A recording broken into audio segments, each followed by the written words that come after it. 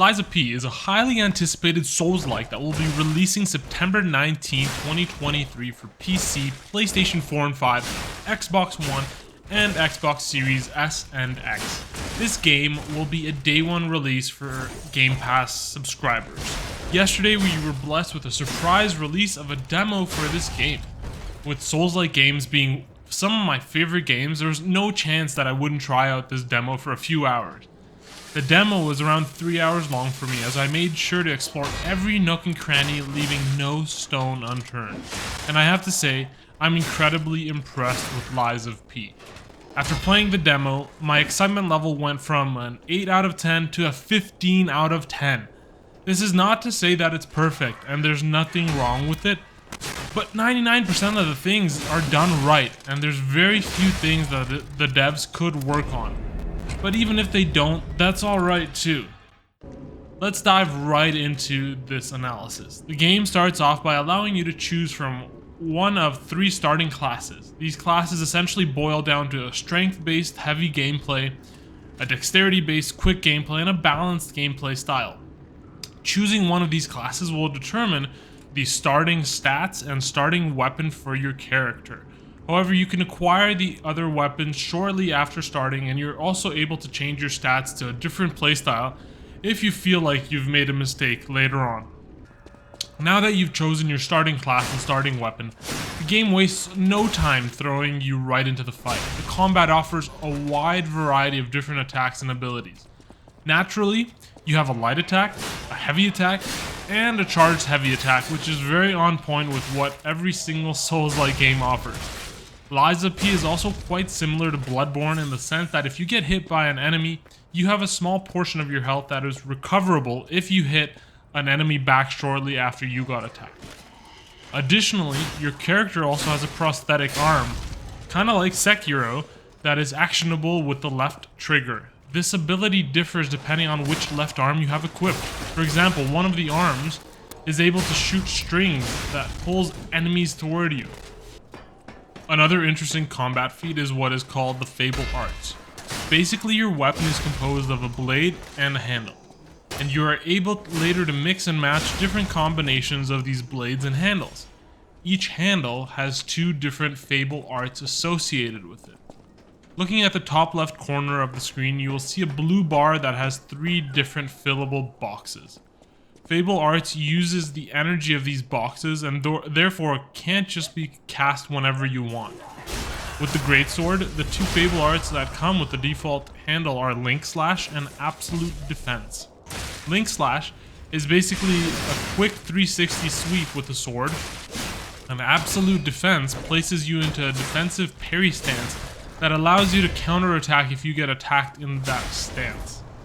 I'm a huge fan of this Fable Art system, as it feels like it adds significant depth to the combat of the game, and they really did a good job allowing players to customize their weapons as they see fit. Maybe you really like the Greatsword blade, but aren't feeling the handle that originally came with it. Then you can swap it out with the Krat Police Baton handle. This will give you 2 brand new Fable Arts with the single slash and the strike chance. The one aspect of the combat that didn't feel great was the dodging. The dodge action is slightly delayed, which is kind of like the Dark Souls games, but that isn't the real problem. The real problem with the dodge is that it just doesn't go very far and it just doesn't do very much. As you'll see here, I'm fighting the first boss of the game. I only have 3 healing potions to start and he hits pretty hard. I'm trying to figure out his attack patterns in order to dodge his hard-hitting moves. The first phase of the fight goes alright, as it's a bit slower and the attack chains are small. However, the second phase really exposes the weakness of the dodge. Once the boss starts chaining multiple attacks in a row, or attacks that sweep in large areas, I start getting caught during almost every single dodge. The second time I fought this boss, I decided to go a different route, which was to try and parry most of the attacks, Sekiro style. And it worked a whole lot better than dodging did. So from then onwards, I decided to parry the majority of the attacks that came my way. I still dodge from time to time, but usually only to avoid single chain attacks.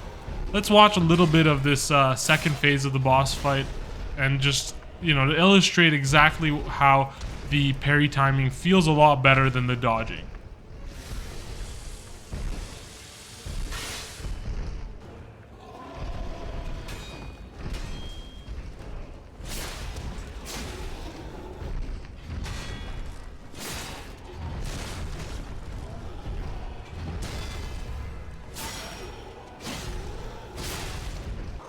Okay, let's talk about world design now. One of the greatest features of the From Software games is how massive and interconnected the entire world is. Lies of P does the same thing. The levels are not linear at all, with pathways going in all sorts of directions and shortcuts reconnecting previous areas to new ones.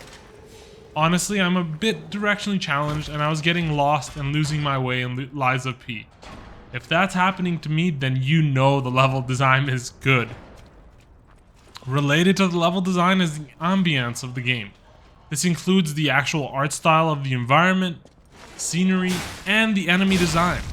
Running around in this world of demonic puppets creates a constant feeling of unease. The world is incredibly creepy, it's dark, and you never know if the corner you just took will be your last as some enemy hidden jumps out and throws you off the rooftop.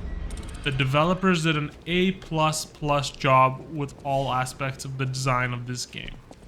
Overall, the Lies of P demo really blew me away.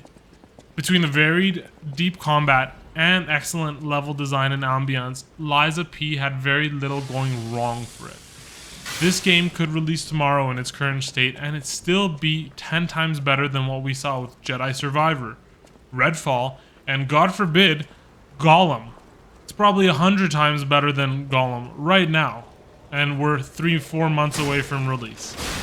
I highly recommend you guys checking out this demo if you haven't already done so, and you make up your own mind about this as well. Because my mind's already made up. This is a 15 out of 10 level excitement game for me. Honestly, I'm really hoping we get at least 30 to 40 hours of main story gameplay.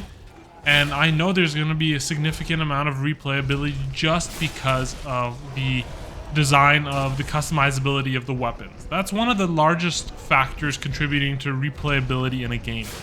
Can I experience this game in a completely different way? And the answer for Lies of P is yes, you definitely can. You want to combine a different blade with a different handle? Do it. You want to use different Fable arts? Go ahead. You want to do a more dexterity focused build? You can definitely do that.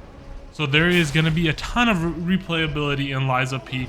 I'm super psyched for this game. September 19th, coming to Game Pass and basically every single console out there except the Nintendo Switch. If you guys enjoyed the content today, please like the video, subscribe to the channel so I know to keep producing the content you guys want to see. Have a good one.